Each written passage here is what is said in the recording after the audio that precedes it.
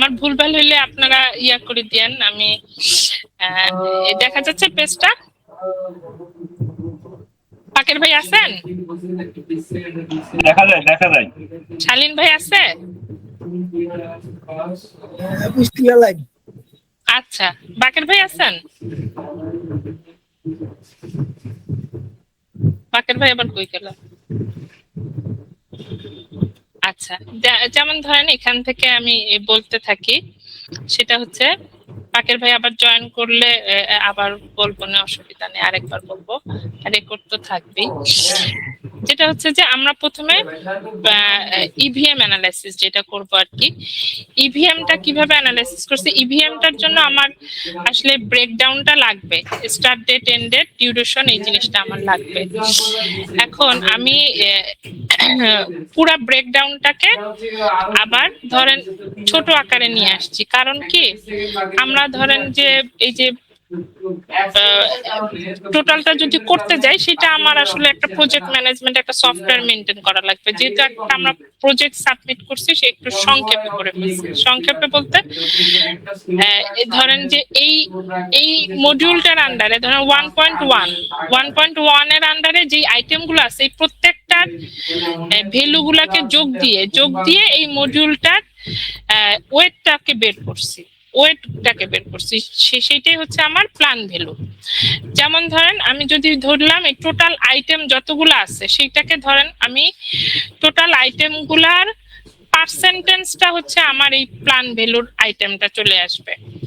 যেমন ধরেন আমি আমার টোটাল আইটেম আছে ধরেন এক লিখছি, এখানে টোটাল আইটেম আছে আমার এখানে ধরেন 43টা আইটেম আছে।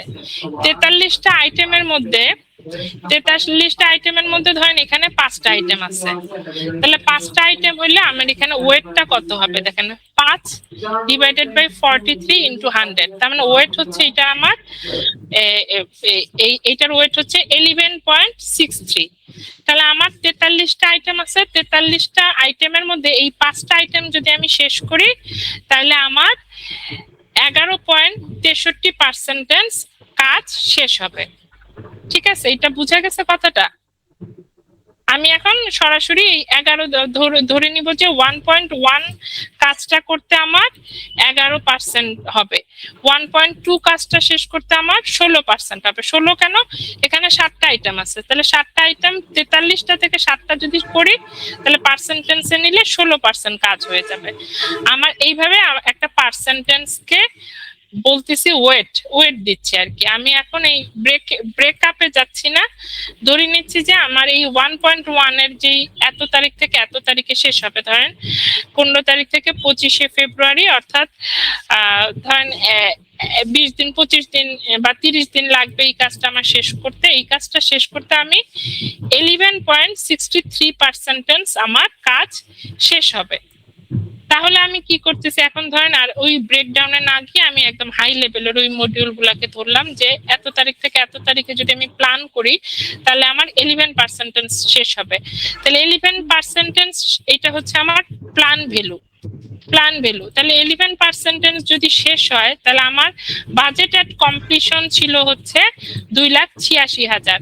তাহলে প্ল্যান ভ্যালু সবসময় হবে এই 2 লাখ, এই যে তাহলে আমার প্ল্যান ভ্যালুটা হবে 2,86,000 11% কত টাকা।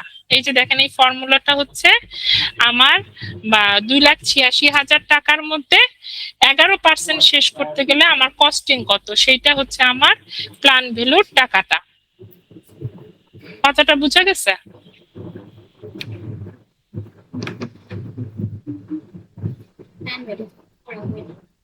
এটা হচ্ছে আমার প্ল্যান ভ্যালু। এখন আর্ন ভ্যালু কত? আর্ন ভ্যালু হচ্ছে সেটাই হবে, কারণ আমি এটা শেষ করছি, এই কাজগুলো শেষ করছি, যেগুলো আমি কমপ্লিট করে ফেলছি, সেটা আমার আর্ন ভ্যালু। এখন আমার ইয়াটা কত, যে কোনো কাজ ধরেন প্রোগ্রেস আছে, ইন প্রোগ্রেস আছে, হ্যাঁ, সেটা তাহলে আমার ধরেন এই আমার যে প্ল্যান ভ্যালু ছিল সেটা থেকে কম পার্সেন্টেজ হবে, তাহলে আর্ন ভ্যালুটা আমার কম হবে। যেটা আমার ইন প্রোগ্রেস আছে, শেষ করি না, আর যেটা আমি ধরিই নাই, সেটার আমার আর্ন ভ্যালু গুলা হবে 0%। আর প্ল্যান ভ্যালুটা হচ্ছে টোটাল আমার যদি 80টা আইটেম থাকে, 80-র মধ্যে ধরেন এখানে 5টা আইটেম আছে, 10টা আইটেম আছে, এইভাবে একটা পার্সেন্টেজ ধরে আমি বের করলাম। এইটা আপনি এইটা একটা ওয়ে। আরেকটা ওয়ে হতে পারে মডিউলের ওয়েট ধরে ধরলেন যে এই মডিউলটা আমার বেশি বড়, এই মডিউলটা কম, বা এই মডিউলে কমপ্লেক্সিটি আছে বেশি। এইভাবেও আপনি পার্সেন্টেজটা মেজার করতে পারেন। এই পার্সেন্টেজটা আপনার প্ল্যান ভ্যালুটা এটা আপনার কম বেশি হইতে পারে, এটা কোনো ব্যাপার না, এটা এরকম হইতে পারে। কিন্তু আপনি প্ল্যান ভ্যালু কস্টিং এর টাকায় যখন নিয়ে আসবেন, তখন ওই যে বাজেট এট কমপ্লিশন, বাজেট হচ্ছে 2,86,000, তাহলে আপনার বাজেট এট কমপ্লিশনের পার্সেন্টেজ কত সেটা বের করতে হবে। অর্থাৎ 2,86,000 মধ্যে আপনি 11%টা কত, এই যে এই ফর্মুলাটা বের করতে হবে। তার মানে 14 টাকায় এত টাকা, তাহলে আপনার ওই টাকাতে করতে 2,86,000 এত পার্সেন্টেজ কত টাকা, তাহলে এটা আপনার প্ল্যান ভ্যালুটা টাকায় বের হয়ে গেল। ঠিক আছে, তাহলে এটা হচ্ছে আপনার প্ল্যান ভ্যালু। আর্ন ভ্যালু হচ্ছে যেগুলো একেবারেই ধরেন নাই সেগুলো 0, আর যেগুলো কমপ্লিট করছেন সেগুলো তো হুবহু, আর যেটা পার্সেন্টেজ কম সেটা। এটা তাহলে প্ল্যান ভ্যালু টাকা বের হয়ে গেল। আর আর্ন ভ্যালু তাহলে কিভাবে বের হবে? আর্ন ভ্যালুটা ওই যে এই পার্সেন্টেজ শেষ করছেন, তাহলে ওই বাজেট এট কমপ্লিশন দিয়ে আর্ন ভ্যালু শেষ হবে। এই দুটো এগুলো কমপ্লিট করছেন, তাহলে এইগুলো সেম, আর যেগুলো করেনি নাই সেগুলো কম, আর যেটা যেই পার্সেন্টেজটুকুটা করছেন আর্ন ভ্যালুর উপরে বাজেট এট কমপ্লিশন দিয়ে দেখেন এই কলামটাতে এইটাকে ধরা হয়েছে। আবার যখন আমি প্ল্যান ভ্যালুর কস্টিং বের করছি, তখন আমি এই কলামটাকে ধরছি, প্ল্যান ভ্যালুর যে ওয়েটটা সেটা ধরছি। এইভাবে আমার কস্টিংটা বের হয়ে গেল। এখন অ্যাকচুয়াল কস্ট কত? অ্যাকচুয়াল কস্ট হচ্ছে ওই যে দেরি করছি, এই ধরেন আমার শেষ হওয়ার কথা ছিল 5 দিনে, বেশ শেষ হয়েছে আমার 7 দিনে, তাহলে কি হয়েছে আমার? তাহলে কিন্তু কস্টিংটা কম বেশি হচ্ছে, তাই না? কম বেশি হচ্ছে, তাহলে plan value, earn value, costing. তাহলে এটাকে আমরা যদি এখন আসলে অঙ্কের মধ্যে নিয়ে যাই, তাহলে কি করতে হচ্ছে? এটা দাঁড়ান, এটা হচ্ছে এটা। আচ্ছা,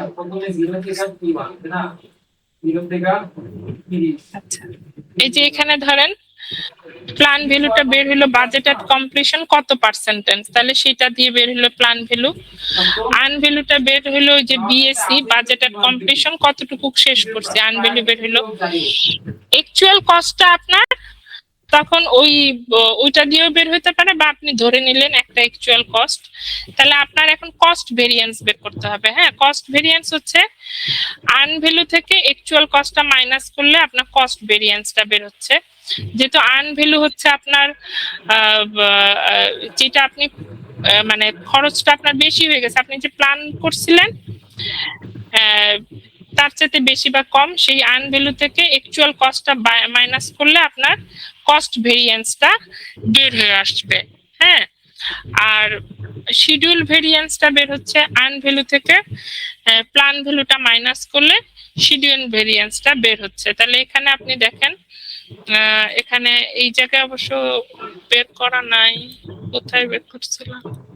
আচ্ছা, এখানে তাহলে এই যে আর্ন ভ্যালু থেকে কস্টিংটা মাইনাস করবেন, আর্ন ভ্যালু থেকে অ্যাকচুয়াল কস্ট মাইনাস করলে আপনার কি আসতেছে?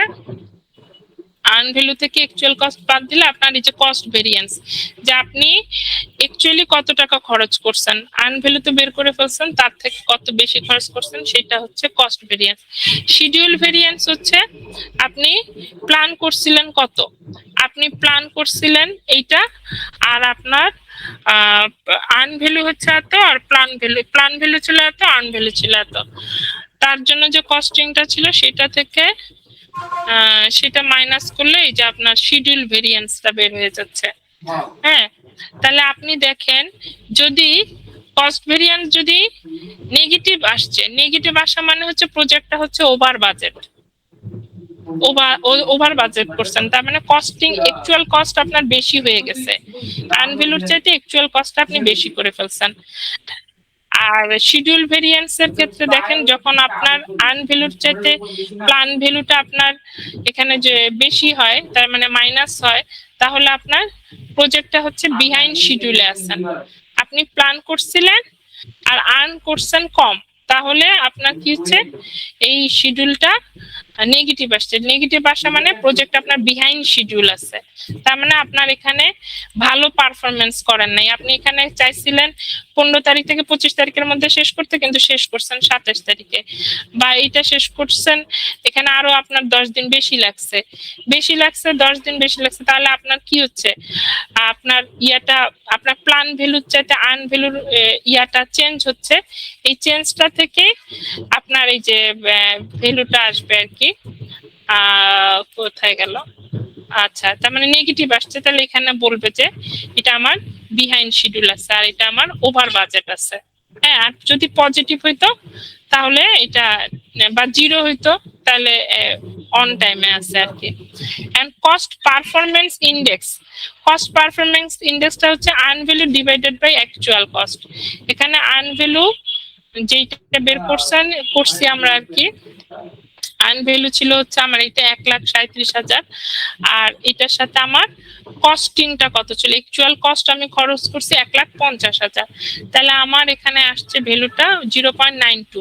একের চেয়ে যদি কম হয়, সিপিআই হচ্ছে কস্ট পারফরমেন্স ইন্ডেক্স, এটা যদি একের চেয়ে কম হয় তার মানে আমার এটা ভালো নাই, এটা আমার ওভার বাজেট হয়ে গেছে।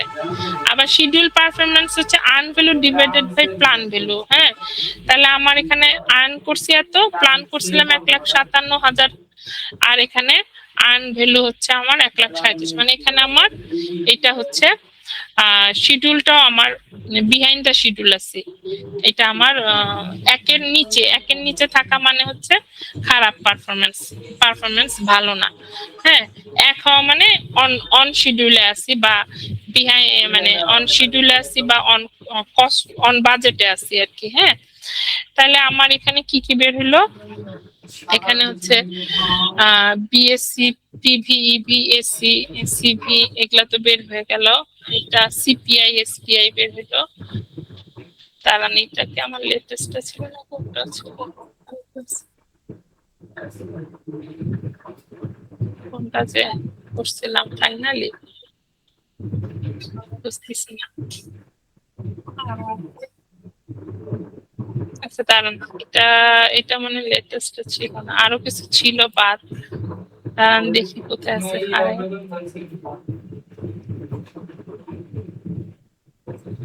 প্রজেক্ট ম্যানেজমেন্ট,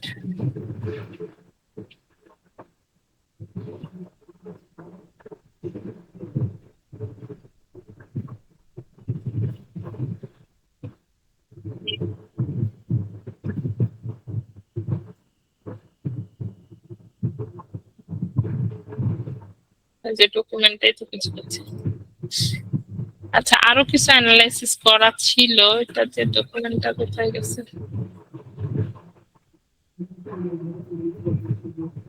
এটা নাকি, আচ্ছা যে এখানে হচ্ছে আরো কিছু অ্যানালাইসিস করতে হবে, এইটা নাকি হতে পারে, এটা দেখি এটার মধ্যে আছে নাকি।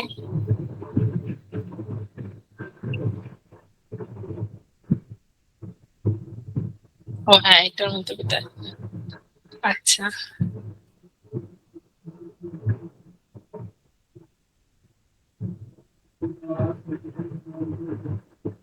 হ্যাঁ হ্যাঁ, এটার মধ্যে, সরি। আচ্ছা আচ্ছা, এখানে যেমন আরো কিছু জিনিস বের করছিলাম, যেমন ভেরিয়েন্স এট কম্প্রেনশন। হ্যাঁ, এটা বিএসসি থেকে ইএসসি মাইনাস করলে ভেরিয়েন্স এট কম্প্রেশন বের হবে। আর ওই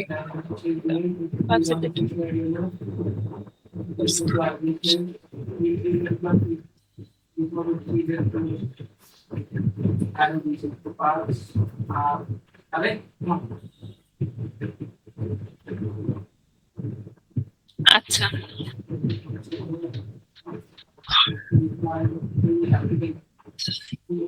আচ্ছা, এই যে এখানে দেখাই, যেটা বলতেছিলাম প্ল্যান ভ্যালু হচ্ছে 55.49। এই যে এটা হচ্ছে যে ধরেন আমি যদি শেষ করতাম, ধরেন আমি তো শেষ করতে, ধরেন আপনি এই বিষয়টা হচ্ছে যে ডেজ একটা ফ্যাক্টর, ডেটা আমি বলি নাই।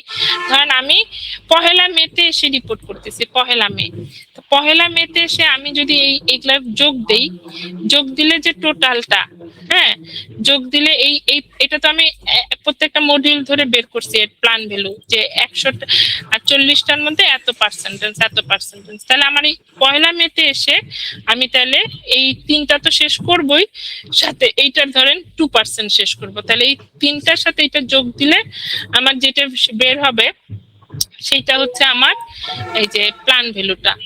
হ্যাঁ, কোথায় রাখলাম প্ল্যান ভ্যালুটা। তাহলে আমি প্ল্যান করছি যে 55.49 আমার শেষ হবে। আর্ন ভ্যালু হচ্ছে ওই যে ওগুলো যোগ দিব, যেগুলো যেটুকু আমি শেষ করতে পারছি 40.04% শেষ করতে পারছি। তাহলে আমার শিডিউল ভেরিয়েন্স কত? আর্ন ভ্যালু থেকে আমার প্ল্যান ভ্যালুটা, আর্ন করছি আমি 40 কিন্তু প্ল্যান করছিলাম 55 শেষ করব। তাহলে আমার শিডিউল হয়েছে -15.45।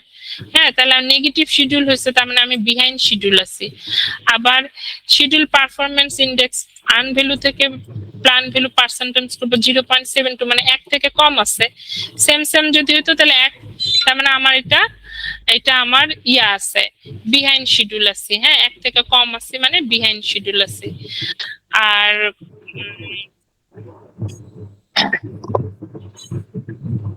আচ্ছা, তারপর এটাকে যদি আমি ইয়াতে বের করি, কস্টে টাকায় বের করতে চাই আর্ন ভ্যালুটাকে, তাহলে বাজেটেড কমপ্লিশন দিয়ে কত কমপ্লিট করছি তাহলে সেটা আমার কস্ট টাকায় চলে আসবে।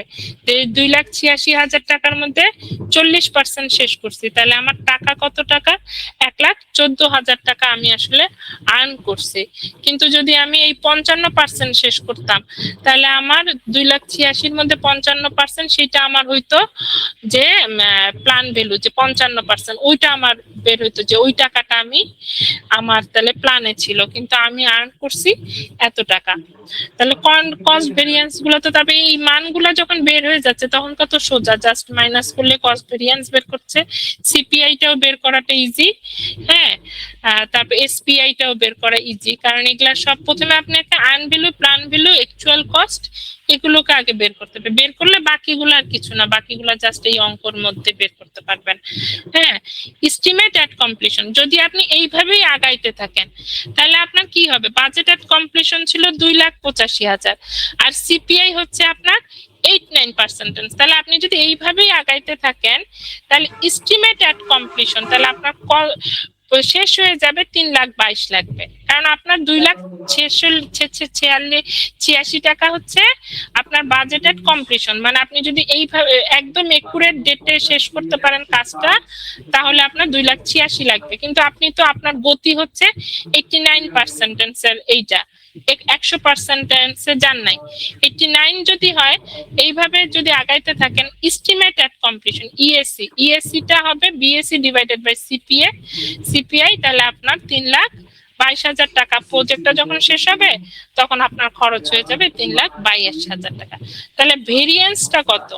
ভেরিয়েন্স হচ্ছে বিএসসি মাইনাস ইএসসি, এটা হচ্ছে ভেরিয়েন্স। তাহলে 35,000 টাকাটা হচ্ছে আপনার 2,86,000। আমি যদি এই গতিতে আগাই তাহলে আমার অতিরিক্ত টাকা 35,000 টাকা বেশি খরচ হবে। এটা হচ্ছে একটা কাট অফ ডেটের হিসাব। ধরেন যে 1 মেতে যে আমি হিসাব করতেছি, মানে একদম শেষ করি না এই প্রজেক্টটা, মিডিলে এসে 3 মাস পর পর, ধরেন একটা 8 মাসের প্রজেক্ট, আমি বললাম যে কোয়ার্টারলি আমি রিপোর্ট করব। 1 মেতে এসে আমি দেখতেছি যে আমার কতটুকু প্ল্যান করা ছিল আর আমি কতটুকু আর্ন করছি এবং আমার খরচ কত হইলো, অ্যাকচুয়াল কস্ট হইলো কত, সেটা দিয়ে আমি তখন আপনার বের করলাম হিসাবটা। বুঝা গেছে কথাগুলো? আমি এটা অবশ্য একটু আজকে দেখি নেই সেই জন্য একটু একটু ইয়া লাগতেছে আর কি। যাই হোক, বিষয়টা হচ্ছে এটা। বুঝানো গেছে নাকি বলেন?